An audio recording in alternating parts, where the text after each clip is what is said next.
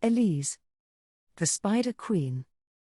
The Lady Elise was born centuries ago to House Kythera, one of the oldest bloodlines of Noxus, and swiftly learned the power of beauty to influence the weak.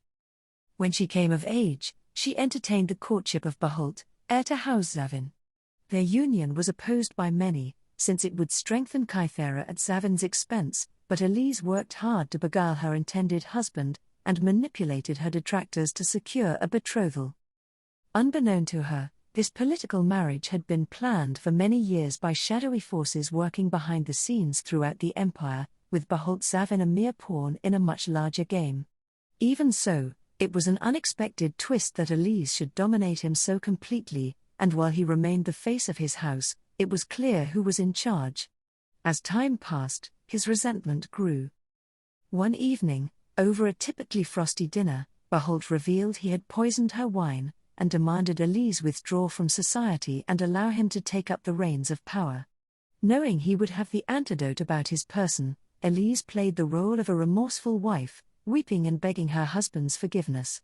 Just as it seemed he might be convinced, she snatched up a knife and plunged it into his heart. Even with the antidote, Elise was bedridden for weeks. And it was then that the pale woman approached her. The enigmatic mistress of the Black Rose spoke of a secret society where hidden knowledge and sorcery were shared among those who could be trusted, and kept from those who could not. In truth, the pale woman did not care who controlled each of the noble houses, as long as they were sworn to her. Since Elise had killed the thrall Bahult, she would have to prove her own value, or a more suitable replacement would be found. Seeing a path to greater power, Elise took to the cabal like few before her.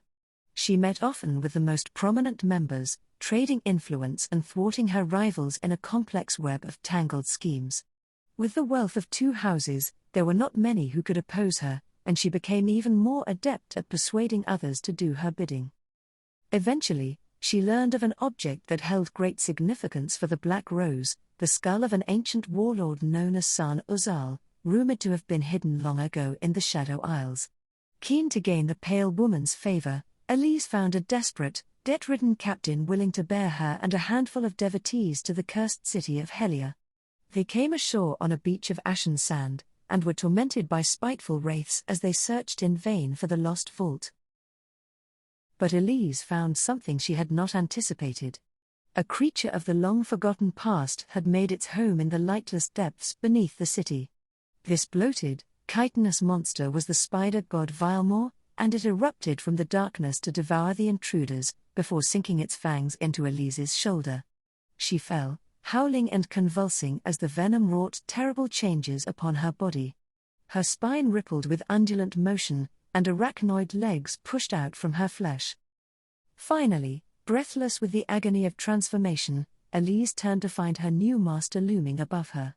An unspoken understanding passed between them in that moment, and she scuttled back to the beach, untroubled by the Isle's spirits as she weaved in and out of the twisted treeline. Some weeks later, when her ship arrived back at the Noxian capital in the dead of night, Elise had regained her human form. Though she was the only living thing left aboard. Though no evidence was ever found of the warlord's skull, the pale woman saw Elise's dangerous new gift for what it was, a means to come and go safely between Noxus and the Shadow Isles. An accord was struck, wherein the Black Rose would provide Elise with endless unwitting sacrifices to offer up to the spider god, and in return she would recover any artifacts of power she could from those benighted, forbidding shores. Elise once again took up residence in the neglected halls of House Zavin, carefully cultivating a reputation as a seductive yet unreachable recluse.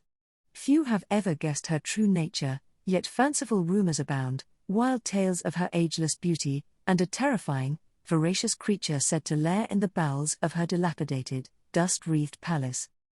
Though centuries have passed, whenever Elise feels the summons of her god, she returns to the land of the black mist with a hapless suitor in tow, or some other easily swayed soul. And none who accompany her ever return.